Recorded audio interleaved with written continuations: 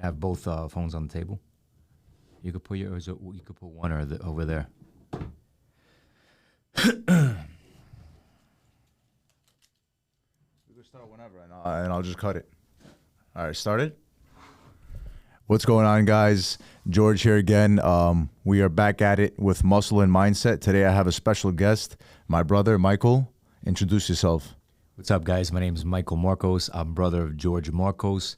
I'm blessed to have a brother like my brother, and I'm very excited to have this podcast with him and have a great conversation as well.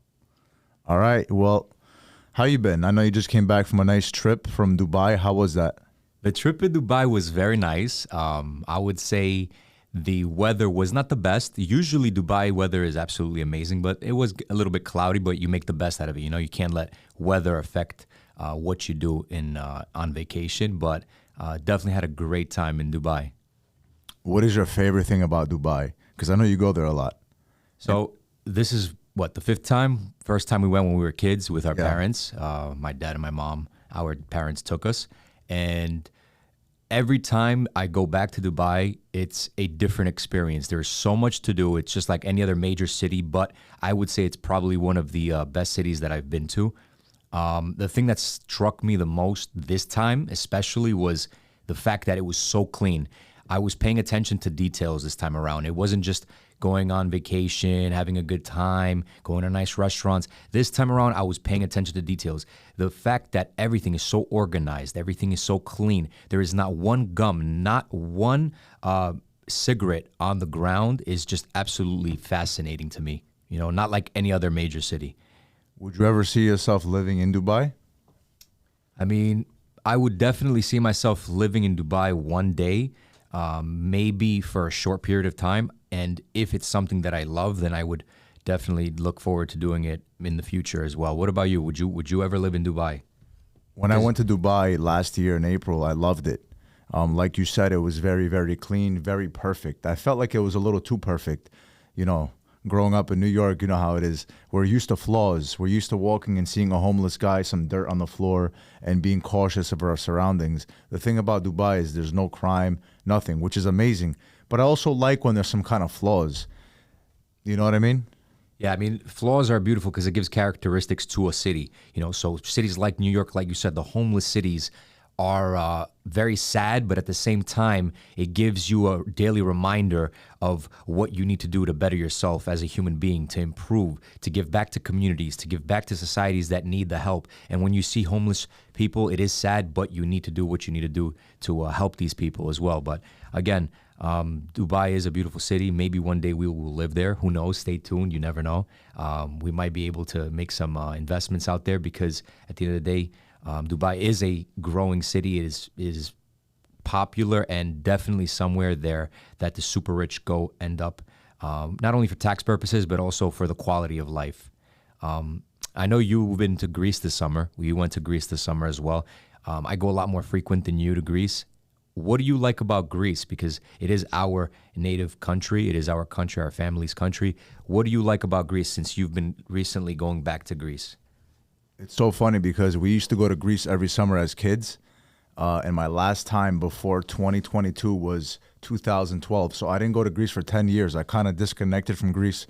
I forgot what it felt like until I went back in summer of 2022. And when I tell you, once I went back summer 2022, I had to start going every single summer. So from then, I haven't missed a summer. And there's no place like Greece. There's no place like Europe. And I'm not only saying that because I'm Greek, but you go there, you land in the airport, you go outside, and you automatically feel the fresh air. You can smell the air quality. Once you go to a restaurant, you have tomatoes, they're red. The fruit is fresh. You know, the air quality, the beach, the sun. You just feel amazing. You feel brand new, which is something that America can't give you. You know, I love Greece. You go a lot, right? Yeah, of course. I go a lot. I go to Greece frequently, and it is a beautiful country. But the one flaw that Greece has is that once you go back to that type of lifestyle, you get accustomed to the slow pace. You get accustomed to the comfort of the life, the food, the people. Everyone is slow paced. Nobody's really motivated to make money. I mean, there are people that are motivated to make money, but not as much. It's more of I hear that a lot. I mean, you're there more than me. Why are people so, I don't want to say lazy, but I feel like men out there are just, oh, let me get a coffee, you know, get a cigarette, hang out, and they don't really have much ambition. Why do you think that's the reason why? That's a wonderful question. I mean, the thing is that in Greece, people are more likely to lay back and understand that they can't really change their situation. And it's unfortunate because everyone can change their situation no matter where you're from. Your environment should not define you. A lot of people are a product of their environment, but your environment should not make you who you are. Now, they have a syndrome, I would call it, where they follow what everybody else does. They become a product of their environment. Everybody's very comfortable. Everyone after work, they'll go have a cigarette and they'll have some coffee and they'll hang out and they'll go out for a drink later that evening. They're not really motivated to make money. They're just comfortable with living paycheck to paycheck and living in the circumstances that they live. That's not a way to live. That is not a way that you should live, but it is something that most of them do. And unfortunately, they don't want to change. You know, some that do will, some that don't won't. I also feel like they're not exposed to anything nice around them. You know, people in Greece, you know, everybody's doing the same thing, so they're okay with it. You know, they wake up, they grab a coffee, a cigarette, they hang out. I feel like growing up in America, you see motivated individuals, you see people waking up, you see nice cars everywhere. You don't really see nice cars in Greece. You know, you go to Miami, you see all the rich and wealthy. You go to every other big city in America and you have that fast-paced life where people are motivated and well-driven. And as an American, you wake up and you have to get it done. You know, you get that effect. Like, for example, like the Miami effect. You go to Miami and you see so many nice cars. And people say this, like, you automatically turn that switch because you have no choice but to be like your surroundings. You know, if you're around certain people, if you're around certain vibes, you're going to get lazy too. It's just the truth. Your environment is everything. I agree. And people in Greece don't have that. They're very happy and content with what they have. And that is a great thing, to be able to be content with what you have and be happy with what you have. But when I speak to these individuals in Greece, when I speak to men in Greece and they see my lifestyle, they see your lifestyle, they see other successful people overseas, or they see those Russians or Arabs or Americans or people from Europe, other parts of Europe that are going to Mykonos and they're blowing money and they're on yachts and they're on private jets and they're on helicopters and they're escorted with beautiful women, or they have amazing limos waiting for them, and they say to themselves, wow, I wish I could live that lifestyle. Wow, I wish I can do this. Wow, I wish. They're always wishing. People in this world tend to wish, and you shouldn't be one of those people that just tend to wish and wait for this lucky moment for you to succeed. You need to be able to change your life by hard work, dedication. Chase it with your guts. You have to be able to chase it. You have to be able to go after it. You got to attack it. You know, so those people, unfortunately, they don't have that. But when they see others doing it, they always say, I wish. And that is not a way to live. You shouldn't wish. You got to change it on your own. And those are the same people that tend to criticize. You know, I noticed it's always the people that are not doing better than you that are always criticizing you and trying to turn you down, because they don't have that drive inside of them. So they want to tear somebody else doing better than them down. And I always see this, you know, it's always those Greek people in Greece, or like those people that hang out and they still live with their mommy and daddy and they just have gone nowhere in life. It's always those people that talk bad about me or you or everybody else that are waking up every day and putting in the work. You'll never see somebody more successful than you hating on you. It's just a fact. What do you think about that? I definitely agree with you. And the only thing you could do is really just pray for them, because certain individuals that are going to be worried about other people, you should just sit there, look at them, pray for them, and wish that they could change their mentality. They're not going to if they don't put the effort in, but it's the truth. Winners focus on winning, and the losers will always focus on the winners, no matter what. Unfortunately, nobody out there has that winner mentality and focuses on what other people are doing. They're either going to focus on winning, or they're going to end up losers at the end of the day. You know, that's just how it is. You know, that's just the thing about me clear. Is when I had nothing, when I was poor, or when I was younger, when I was a child, and I would see successful people, when I would go to the gym and see the guy parking his car with his Lamborghini, you know, parking his Lambo, his Rolls Royce, when I would see guys with nice watches, I thought, wow, how can I get there? I didn't look at him and say, wow, what a loser. Wow, damn. I didn't hate. I looked at it and I told myself, how can I get there? And that way you figure out, you're not only enforcing positive thoughts and positive energy into you, but you're also looking for a way to get it done instead of hating. When you're hating on someone, you're not going anywhere. You're just hating. So what do you say? Because you said you were quote unquote somewhat poor. You know, you didn't have those luxuries. You don't have those things. You were just average. What do you say to those people that are going to hate, that are going to turn around and say, oh, well, you got daddy money, mommy money. You don't, come on now, let's be for real. Those kids, those brothers, they got mommy, daddy money. What do you say to those people? They're just saying that because they don't want to give us credit, you know? And whenever you look at a wealthy child or wealthy someone, you're going to say, oh, it's mommy or daddy's. That way you kind of like discredit the person from putting in the hard work. Oh, he's a trust fund baby. Oh, he's this, who's that. And aside from money, let's be real here. I think the greatest wealth you can have is your peace and your happiness. Above all, above money, aside everything else, your greatest happiness and peace comes from yourself, within yourself. What do you think about that? Because honestly, yeah, I mean, happiness is very important, but I think something more important than happiness is fulfillment. Happiness is a feeling you feel temporarily, but fulfillment is something that you earn, something that you can hold on to, something that you can look back at and say, you know what, this is something that I could live with. When you're looking for happiness, you're chasing happiness, that's just a temporary fixation. So fulfillment is, in my eyes, a little bit more important than happiness because it lasts a lot longer. What do you think? Yeah, I mean, you're right about that. Happiness is definitely a temporary emotion. When people say, I'm not happy, I want to be happy, you have to understand that you can't always be happy. You know, in life, you're going to be happy. You're going to be sad. You're going to be excited. You're going to be nervous. And that's the beauty of it. If you don't know what sad feels like, you don't know what happy feels like. You have to understand that you're going to go through the roller coaster of life. So you can't always be happy. And you can't depend on other things or money or people or relationships to provide you with your happiness, because that's not going to make you happy. If you're single and lonely and you think, oh, I have to get a boyfriend, I have to get a girlfriend to make me happy, well, you're never going to be happy. You know, you have to wake up every morning and be happy being alone. Be happy with yourself. Be happy within your own skin.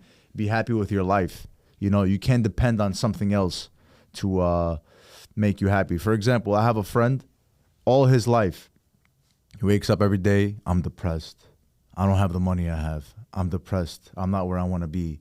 I don't look good. I'm skinny. I'm pale. He always has something negative to say about himself. And I always tell him, bro, it's your mentality. That's why you are how you are. You're blessed.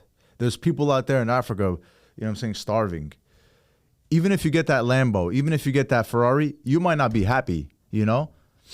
Happiness comes from within yourself. But at the end of the day, there are rich people that are happy. It all comes within you. So what do you think about that? For sure. I definitely agree with all those points that you made.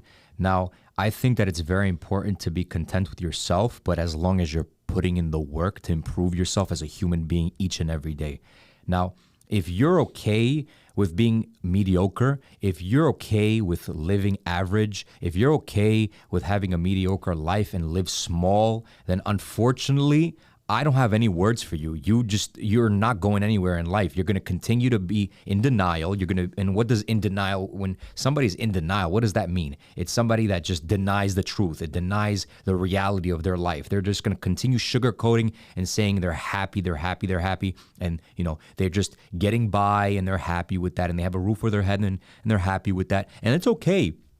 If you want to live mediocre, that's completely fine. But I personally think that if you want to improve your life, that is the truth of happiness. That's the real happiness. It's not to become a billionaire or a trillionaire. It's not to become a multimillionaire, but it's to be able to look back at yourself yesterday and say, did I improve from yesterday? Am I a better version of myself than yesterday? But living a life where you can look at it and say, you know what, I'm better than yesterday, that's what truly matters. What do you think? I think that's the real. I think that definitely creates happiness and fulfillment, because if you have no goals, if you have no purpose, then of course you're going to be depressed and miserable.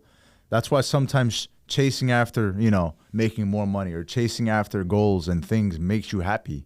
You know what I'm saying? I believe the lazy will always be depressed, you know, and the people that are always keeping themselves busy and working hard will always find success, will always find happiness eventually. You know? Yeah, I definitely agree with that. Now, in terms of looking at life in different perspectives, and you have to look at your life in a different perspective. Like I look at my life as, you know what? I'm in this beautiful luxury airplane, an Airbus A380 by Emirates, and I walk as a 20-year-old student to the back of economy class, and I'm sitting in the back of economy class. How can I go from economy class to business class, from business class to first class? Because what do I really want out of life? Do I really want to be in the back of the plane? Do I really want to be sitting in an uncomfortable seat, or do I want to improve my life? Do I want to elevate my life, the luxury, the comforts of life, and look at myself in business, lay down flat, get better rest, be the first on the plane and the first one off, make sure I can get home sooner to my family so I could spend more time with them and I'm not jet lagged because I got a good night's rest on the flight because I was laying back down. So if you're not looking to improve yourself, I don't know, man. Like I think it was Steve Harvey, if that's his name correctly. He goes, if you walk past first class and you've sat there before, oh man, it really sucks. It really does suck, because when you take yourself from a position of doing good and you have to go back to that, you start realizing that you can never go back. You must continue to grow, must continue to improve. And like, I don't know about you, but I want to give my life, my life and my whole devotion, everything that I devote my life to be able to give my family a better life. That's what it truly matters. It's not about just, giving myself a luxurious life, but giving my family a better life, my wife, my children, so that when my child turns around and tells mommy, what did dad do to get all these things? Mommy could turn around and tell my kids, daddy never gave up on us. Daddy wanted to give you the best life he could. Daddy wanted to put you in the best schools. Daddy wanted to make you understand what hard work can get you. So I don't know. I think family is very important, and I know it is for you too. 100%. And I understand what you're saying, and some people might misunderstand that and think you're chasing the flashy things. And there's a difference between chasing flashy things and trying to better yourself and work on yourself to achieve greater things. You know what I mean? Like you said, when you have goal setting and you achieve those goals and then you pass it down to your family and kids, that's an amazing feeling for yourself. Some other people, though, do it for other purposes, for other reasons. They want money so they can flash the world with nice cars and this and that and stunt and flex, like they want to say. There's a difference between wanting to make money to better your family and yourself and to live a more flexible life, and make money to try to like show off and act a certain way on social media. I mean, showing off, it could be negative, but at the same time, showing off could be positive. It could be somewhat motivating, for other people, just like you looked at other people when you were much younger with the nice cars, nice watches and all that, and what they did to achieve that. And you weren't hating, you were just motivated by it. It could be motivating. I want to be able to motivate somebody else, a young child out there that doesn't have a hater mentality, has a motivated perspective out of things. And it's not the luxurious things that make you happy or make you fulfilled, but it's the hard work you had to put in to achieve those things. And it's a reward for yourself, and it's something that you can reward yourself and tell the world, like, listen, when you work hard, you can achieve these things. You can get these things, but you must put in the work. You have to have a positive, good mentality, and you have to surround yourself with a round of people, very good people. So what do you think, like a question that I want to give you is, what and how important is it for you to surround yourself with the right people? I think it's one of the most important components of life. The people you surround yourself will show me who you are. And that's a saying we would say in Greece, Our parents would always tell us, "Δείξε μου τους φίλους σου και θα σου δείξω ποιος είσαι," meaning, show me your friends and I'll show you who you are. So if you're a girl and you're hanging around the wrong crowd, if you're hanging around all these girls that are out doing drugs, partying, there's no way you're going to be a good girl. If you're a guy hanging around drug dealers, scammers, losers, there's no way you're going to be a lawyer, a good guy that went to school and has an education. Maybe rarely, but for the most part, you are who your friends are, and that is the truth. So I believe when you're around people that are successful, if you're sitting at tables where people are positive, they're talking about good things, you're going to follow that direction in life. You know what I mean? Yeah, definitely. Friends play a big factor.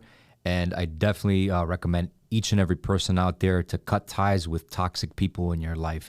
People out there, man, I've had friends growing up that were toxic, that didn't really provide any value, and it was just a leech, blood-sucking feeling having the wrong people around you. You're not getting anywhere. They keep you low, they keep you small, they keep you down, and you're not progressing. So if you are able to remove certain toxic friendships out of your life and you're able to add quality people in your life will drastically change. These people will help you. These people will show you the way to be able to live a better life. If you're going to hang around people that work out, you're going to be in better shape. If you're going to hang around people that are making money, you're going to start making money and you're going to find different ways to make money. So stop hanging around losers, start hanging around with winners, and you will see your life change, but as long as you put in the work and effort.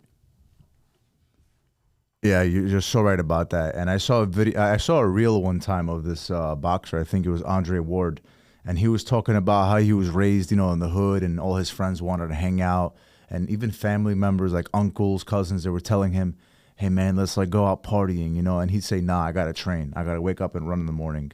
You ever tell somebody, "Nah, I gotta stay in and work"? You ever tell somebody, "Nah, I gotta get my workout," and they get salty about it? Like, "Oh, yeah, you gotta work, yeah." Like, that's not a true friend. If somebody gets salty about you telling them you can't hang out with them, they're the wrong friends. Yeah. Like, I had a friend that we both know from New York, and he was like, "Yo, come to Brooklyn with me, man." I'm like, "Listen, I gotta stay home. I gotta, get some content done." "Yeah, go make your stupid TikToks." That right there, that remark shows they're not a genuine friend. And energy never lies. When you have certain people around you and they make certain remarks, if you're smart enough, you're going to pay attention to what they say.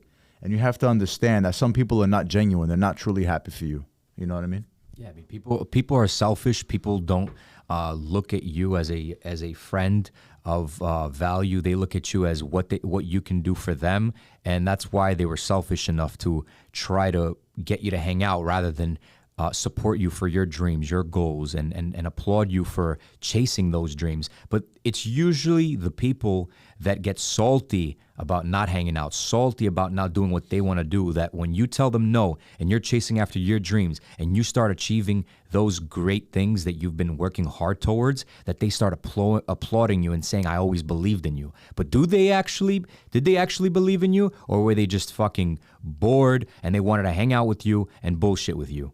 So cut ties with those toxic people, hang around the right people, and continue. Now the question is, where do you find the right people? Like what areas, what cities, what settings? Because I know you like cigars. What do you think about that? You think cigar lounges have the right people, successful people? You think golf courses do? What do you think about where you could find the right people? Well, here's the thing. Friendships are very important. And friendships, I would say, decrease as you get older. I mean, our parents always told us, "Oh, I could count my friends with one hand." And it's the truth. I mean, as you get older, you have less and less friends because you mature up. You started realizing what a real friendship it looks like. And real friendships don't necessarily mean that those people can provide some sort of wealth for you in terms of financial wealth or help you in different ways or factors. They're just good people that love you and take care of you. Now, when you're asking me, where do you find genuine friends? It's very difficult. You might be able to make one or two friends throughout a decade and call them a genuine, real friend. I mean, unless you're one of those girls, those social media girls are like, "Oh, this is my bestie," and every so often they have a new friend. They have a new friend every other week. That's not a genuine friend. That's just an acquaintance. Now, I would say when you meet people in these cigar lounges, like we just mentioned, or golf courses, or different venues, or invite-only events, these type of people you should keep close, but not too close. You're just getting to know them. They're acquaintances. They're people that you can do business with. They're associates, people that you can build with and do business with, or you can help them while they can help you. They're not really genuine friends. Friends is like something I describe as somebody you can open up to, and they can open up to you, and they can advise you and want the best for you. That's the difference between a friend, an acquaintance, or an associate that you want to do business with. So Absolutely. And one thing I want to mention is I feel like time means nothing when it comes to friendships, relationships with women, men, whatever. You can meet somebody and they can automatically be genuine with you and you can feel it. And then you can know somebody your whole life and they can be the fakest person in the world. So time means nothing, you know? When you love somebody, you know, you can fall in love and say, I love you in a week. You know, it doesn't take, 6 months and then I can say, I love you. What I'm trying to get at is like, time means nothing. So I could have a friend that I know my whole life and he's fake to me my whole life. And then I can meet a guy tomorrow and he can become my best friend and he could be more real than that guy I know for 20 years, you know? Absolutely. I mean, there's just little examples like, you know, a woman that was with a man for 4 or 5 years and it was a toxic relationship and she didn't really feel the bond and the love from this man. And then she breaks up with him and about a year later she meets somebody and within 6 months they get married. And I've seen it personally. I have met people that have done that. So like you said, time is not really a factor when it comes to the depth of the relationship or friendship. So that's a very good point. Yeah. So let me ask you a question. Where do you see yourself in the next 5 years? What would you like out of the next 5 years of your life? Well, the next 5 years out of my life, I think the best thing for me to do is be in better shape. And that's super important because being in better shape as you age is very important. It's anti-aging. It's healthy for your body inside and out. I think health is number one. So improving my health and working out a lot more because I have neglected my body in the last couple of years because of the motivating factor of achieving success and building wealth. So making sure that my body is taken care of and my health is taken care of. I also want to help my family, help the people around me, help those of need. So that's super important because what good is it to build wealth if you cannot give it back to those that need it more? And if it's not money, if it's not houses, if it's not cars, if it's nothing materialistic, well, it might as well be something such as knowledge and taking the ability to give knowledge to those that need it more to be able to change their life. So giving knowledge is very important to others and giving back to communities, giving back to my family. I also see myself living in a different city. Miami is a beautiful city. I love Miami, but I definitely see myself escaping and moving on to another city because it is very important that you're able to adapt in different areas in this world. You should never look at yourself and say, "Oh, I'm happy with living at home. This is my hometown. This is where I'm going to stay. I can't adapt anywhere else." You need to be able to adapt to different places in this world in order to survive. If you can adapt in different cities, different countries, different climates, and different government systems, you will be more successful. You cannot be the person that can't adapt. You need to be able to adapt to different societies and societal systems to be able to survive and succeed. So I definitely want to move out of Miami in the next 5 years. You see yourself living in Dubai or Greece? Because I see you love it over there. You keep going there. I love Dubai. I love Greece. But who knows? I mean, within the next 5 years, I may live in Russia. I may live in South Africa. You don't know where the wind will take you. And I think it's super important you're not stuck and closed-minded. You need to be open-minded in anything you do in life. At the end of the day, we're all citizens of planet Earth, and you're able to look at life as looking at it as, okay, can I live in this part of the world? Because at the end of the day, it's not really important where we live, but it's more important the people that we have in our life and who we can grow with and build with. And family is very important to you and to myself, and I'm sure that it doesn't matter where in the world that you are, as long as you're with your family and you're able to be with your people. That's what truly matters. Yeah, I agree. As long as you're happy and you're living your life on your terms, that's all that matters. You know, everybody defines happiness differently. Everybody likes to live their life in a different fashion. You know, there's no right or wrong way. Some people might want to be in the village with, you know, the simplicity. Some people need to be in Dubai with a yacht. You know, it all depends on you. Everybody's different. Yeah. So what do you see yourself living in 5 years? Where do you see yourself doing in 5 years? I know you're in boxing. You've been training the past couple of years. You've been turning up the switch. I would say the past year, you've been doing really well. I see you improving. Where do you see yourself in 5 years? And what's the deal with boxing? What's your move? What's your next move with boxing? Well, in the last year and a half, you know, my lifestyle was a little bit too Miami. And what I mean by too Miami was I would go out on a random Tuesday take a girl out, go out on a random Thursday, have a drink, then Saturday. Next thing you know, I'm drinking 3-4 times a week. So the Miami lifestyle can also get to you if you get distracted. So if you guys are planning to move here, please be careful. Have self-control. I was doing it to escape from the mental reasons, and the alcohol didn't help. Going out with various different women didn't help. It's all about balance in life. So, I believe that when you exchange energies with too many people, when you live that dark life, you're going to have dark energy inside you. You're going to feel like shit mentally, and I had to change that around. I always loved boxing, but I was, inconsistent, So when I came back from Greece, from a whole drinking bender of like 3-4 weeks in Mykonos, where we love to go, and, I said to myself, I feel like shit. I need to get in shape. I need to start feeling better. And what is something I can do? Something that I love. One of my hobbies, boxing. So it turned from a hobby into something that I can potentially see me doing as an influencer, since they have a lot of boxing opportunities. There's a lot of money to be made, a lot of noise to make, and I have the right people around me, the right coach, and I just love it. It's my passion. I love it. I wake up every day and I look forward to it. And like I said, if you have nothing to look forward to, if you don't have a purpose, you're going to be depressed. I felt like I was waking up every day with no purpose, just hanging out, girls, going out, drinking. I haven't drank in 6 months. I feel great. I'm not saying you have to cut it out cold turkey, but, have a drink here and there, balance it. Alcohol is depressant. So guys out there, just be careful with that. And I love boxing. I love training. I've been sparring a lot, fighting. I might fight soon in an influencer match, just to say I did it. I love doing things for self-recognition, and who knows where it goes. Just like Jake Paul, he started, and now he's huge. He's making hundreds of millions. But aside from that, in the next 5 years, I don't know if I see myself living in Miami. Miami's a crazy place. Like you said, I would love to explore other cities and just see where I go. It depends where I'm at.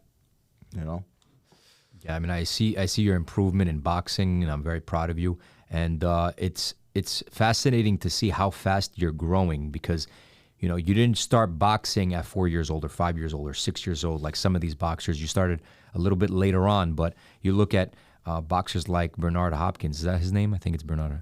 Yes. Bernard Hopkins. He was a late bloomer, and he was champion of the world. So, I mean, you have to understand that sometimes if you've been doing something for, I don't know, 20 years, but you're training only 3 or 4 times a week, and then there's somebody else that's been training only 4 years but trains twice a day for the last 4 years, that man will catch up to you.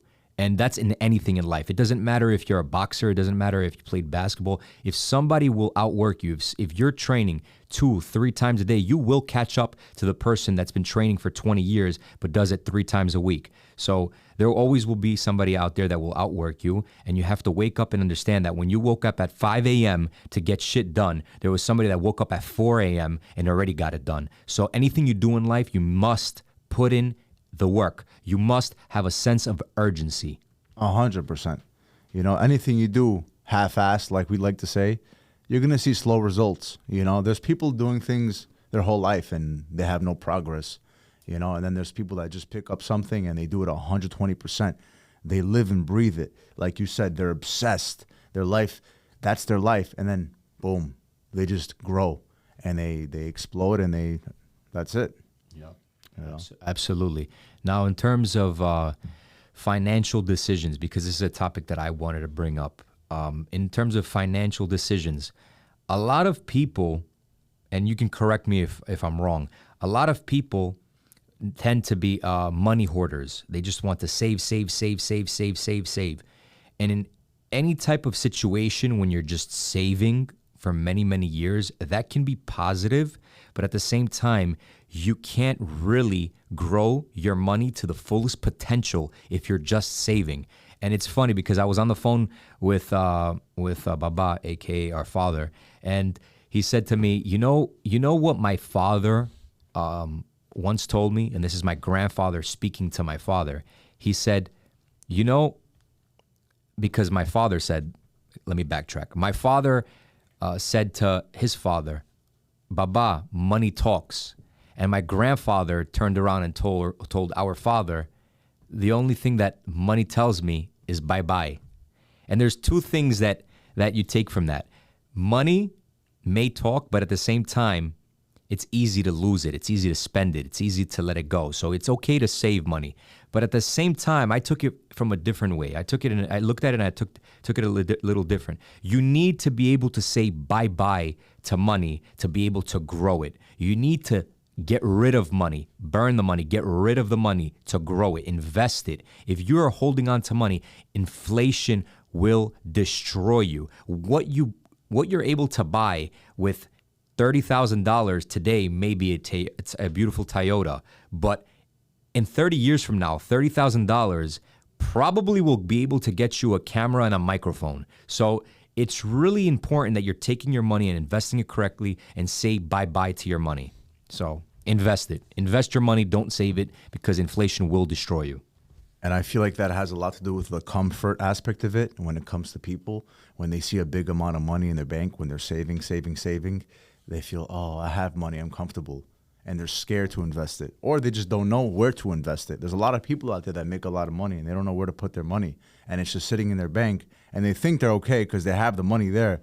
But they don't realize that the money's losing value the longer you keep it there.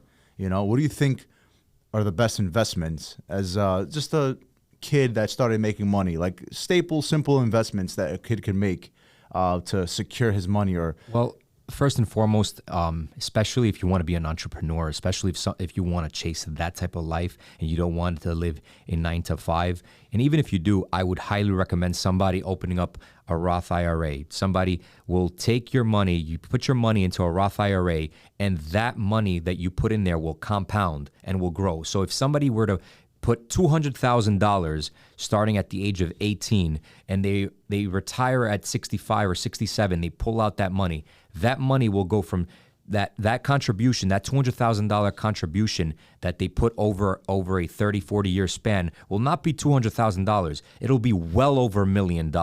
So it's very important you take the money that you have from the money you make and put it towards a Roth IRA. That's just to secure some money when you're retiring. But I also believe that if you are someone with qualities, with a trade, with something that you're good at, you're able to reinvest in your craft. So whether you have a development company, a construction company, or you're an artist, or you're a videographer, reinvest in things that you do, that you love, because what you truly love is what's going to build you wealth. You know, so if you love something, reinvest money into what you love and you will see the money come back. You know, like you look at Picasso, he was one of the greatest artists of all time. He was no millionaire when he first started, you know, his artwork, but later on he was recognized for his amazing paints and he became wealthy later on in life. So there's no time where you should look at and say, you know what, this is what's going to build me wealth at this point of my life. It may come at 30, it may come at 40, it may come at 50. But if you love what you do, you won't look at the money. You will look at what you do and reinvest in that. So I think reinvesting in what you love is super important. Exactly. And I was going to get into that. I feel like too many people chase money. You know, they chase money instead of chasing their passion. And I feel like so many people have hidden talents. They have things they're passionate about that can translate into money. When you chase passion, when you chase things that you love and you do things you love, for example, if you love working out, if you love fitness, who knows? You can be the best fitness trainer and start making a lot of money instead of going to a shitty 9-to-5 job that pays $150,000 a year. You know, I feel like chase your passion, chase what you love, because that will translate into money. You know, don't chase the money, if that makes any sense. Yeah, and this is the situation. A lot of people have their families, they have children, they have kids, they can't really afford in their head to take some time out of their day and apply that to what they love because their dream is dead.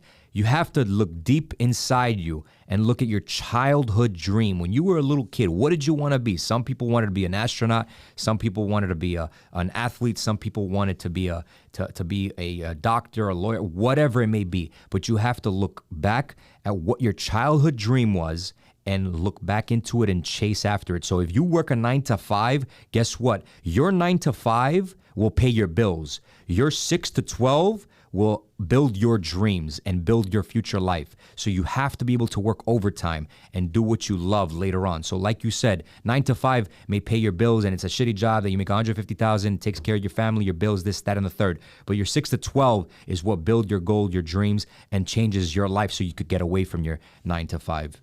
That's the problem. That's what society has made us accustomed to. We're so brainwashed. We're like rats. It's that rat race life. The teacher used to come around with the paper when we were kids. What do you want to be when you get older? On the second day of school, I don't know if you remember that, when we were in first grade. And everybody would write, I would write soccer player or whatever. And she would look at the paper and laugh, but why laugh? Why do you have to write lawyer? Why do you have to write engineer? Why do you have to write a job that requires school? Why can't I want to become a professional boxer? Why can't I want to become a singer? Why is that funny? You know what I'm saying? People are crushing our dreams nowadays to put us in that society matrix, like you say, that rat race. Everybody, you have to go to school. You have to get a degree. You have to get a 9 to 5 job and then raise a family. First of all, you can't even raise a family with a 9 to 5 anymore. I can barely afford myself. I don't know how people do it with 2, 3 kids nowadays, especially with inflation.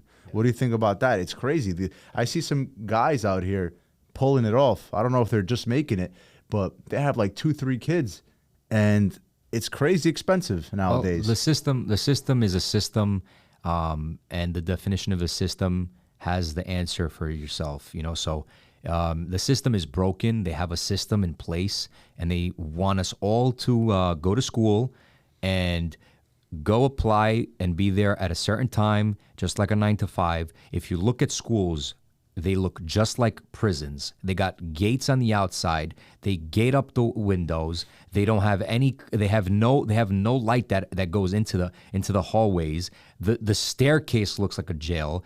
The school tables looks like you're in jail. Every school system is like jail. They tell you need to be there at a certain time until a certain time. You need to follow directions. You need to do your homework, and you need to come back the next day and do the same exact thing. And that's what a 9 to 5 is. They program you from school to have a 9 to 5. What? So you can have kids, so you can pay taxes. They're empowering women, for God's sakes, to work, just so they can be what? Independent? Absolutely not. The system wants them to work just so they can collect more taxes from more people on this earth. Because if all women sat around and didn't do anything, and we all depended on men, that's what, 60% of the population that they're not collecting taxes from. So guess what? Of course they're going to want women to work. And then they're going to brainwash them and saying, well, this is your way to be empowered and be independent. Absolutely not.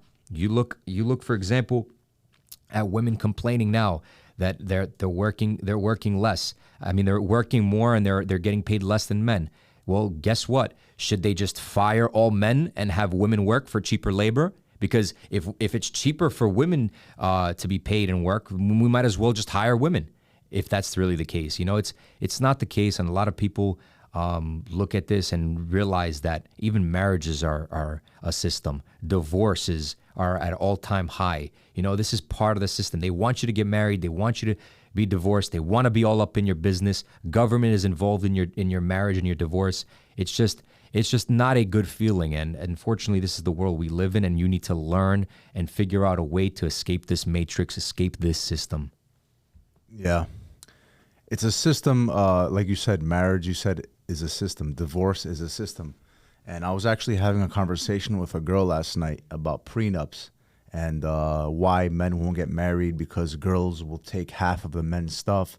And I go, yeah, that's usually the case. And she goes, yeah, but, it can go the other way around too. And I go, what do you mean? She goes, the woman can also sign a prenup, or the man can also take half from the woman. And I go, when have you ever heard of a man taking half of a woman's stuff? I mean, it's possible, it happens, but for the most part, the man is the guy that makes more money. And that's actually a question I want to ask you. What do you think about that in relationships? Should the man make more money? And if the woman makes more money than the man, does it drive her ego up? Does it make her feel like she's independent and she doesn't need him? How do you think that role should be played in a household. Well, the reality is that women are hypergamous. They're always going to want to feel that they're with a man that makes more, does better, and has more to offer her. Because a woman wants to feel safe. A woman wants to feel protected and provided for. So when a man is more successful than her, it only makes her feel more in her feminine. Now, even if she makes $1 million, that's fantastic, but she needs to feel that her man is doing better or doing more so she can respect him, so she can look up to him, to admire him, So it's just very important that women continue being what they were biologically made to be, and that's hypergamists, and men continue to be masculine, and they're continuously looking to chase and continuously grow to make a good example of themselves and for women to follow. So that's important that women and men understand that it's very important that men work harder, provide, protect, women nurture, and they understand to be a man's piece. So I think that's something that society's missing nowadays is we're not saying that women don't provide anything and men do.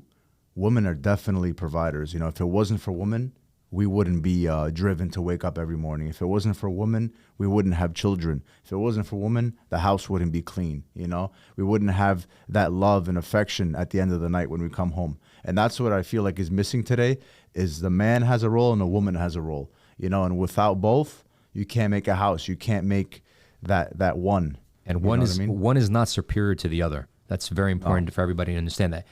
A man is not superior than a woman, and a woman is not superior than a man. They're both equal, and they each have individual roles, okay, that they're good at. There are certain roles that women can do that men are not really good at, and there's certain roles that in the other way around, So it doesn't necessarily mean that one's better than the other. We're both amazing. Both male and female are amazing at what they're able to provide in a relationship, in a marriage, in a father-mother partnership, whatever it may be. So, yeah. So I think it's super important. Now I have a question. What do you think about a father and a mother, right? Two individual people. What is the most important role in terms of parentship? Like, what should a father do as a father, and what should a mother do as a mother for their children? I think, first of all, a mother and a father should both equally support their child and be there for their child and love their child. But besides that point, the father obviously should provide. I think the father is the provider.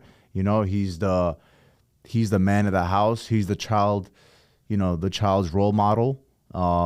And for a boy or for a girl, or for both? For both, and then a mother obviously is more of a role model for the daughter. You want to look up to your parents and be just like your parents. The mother should be the one loving, advising, a little more softer with them, and taking care of them in the house. What do you think? Yeah, I think a father figure for a young girl is somebody that shows her what a man should treat a woman and how a man should treat a woman.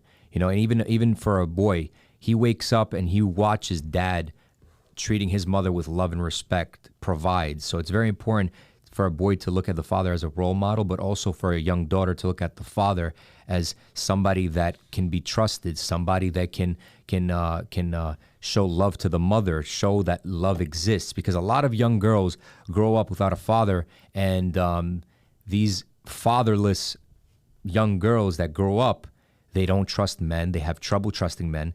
They don't respect men, or they don't feel anything for men because of the example that the father showed her. So that's why it's so important for a man to be there for a young girl. It's a great example. And also for a boy's perspective, a young boy that has a mother, a loving, nurturing, caring mother, those boys have a tendency to trust women and respect women. When the mother's not really around, or when the mother's this, when the mother's that, these type of young boys grow up disrespecting women, being nasty towards women. They grow resentment towards women. So both parents are super important, and for children to see that growing up is very, very, very important. I was going to get into that, and I was going to say, I feel like a lot of my past girls that I have talked to, dated, have had daddy issues, you know, and daddy issues is a real thing. When your father has not been around, or when your father left you, or when your father mistreated your mother, you might think that's normal, you know? So you might think that's normal, and then you become cold towards men. So then the girl with father issues might start treating me terrible. She might be cold towards me. She might not love me ever. Or she just might be attracted to other toxic men. Maybe she's hung up on her toxic boyfriend. She's all messed up psychologically because of her daddy, you know? And I feel like your family really brings out who you are. Your childhood is very, very important. So that's why nowadays relationships are also very toxic, is because of the kids' parents in their childhood. You know, you see more marriages, successful marriages, when both families are okay and they're all together, and you'll never really see, you know what I'm saying, people getting married and one girl has her father missing, and then you know what I'm saying. It's always something. It's always something. But I think it's very important that if you're in a relationship with somebody that has daddy issues, or somebody that hasn't had good experiences with men, that you cut these people off. You're not going to be Bob the Builder to try to change somebody. You're not going to be a psychologist or somebody's therapist. You know, you can't really, as much as you love somebody like that, you have to understand that you got to let go of these people and allow them to grow individually on their own. You know, sometimes we try to change others, or we try to help others, but in reality, the most important thing to understand is that that person is not going to change. That person will change when they look inwards for the answer, not outwards. You can't change anybody. That's the bottom line, you know. And I know you want to change somebody you love, but it's never going to happen. And that's why girls keep going back to toxic boyfriends, is I want to change him. You're not going to change him, and you can't change him, you know. You have hope. You think it's going to happen, but it's not going to happen. You know, you just have to make sure and pray that he changes himself, or whoever you're dealing with. Absolutely. Do you want to talk about anything else? You have anything else in mind? Or you want to wrap it up? I think that's been about an hour, and we had some great topics. And we have a lot more to go. So we have a lot more to go, so we can do this again here in the near future. I hope you guys enjoyed this episode. I think it was a great talk, great points we both made. And yeah, I'm going to go ahead and conclude this podcast. George Morcos here. Thank you guys for watching. And Michael Morcos will be back for more. See you guys later.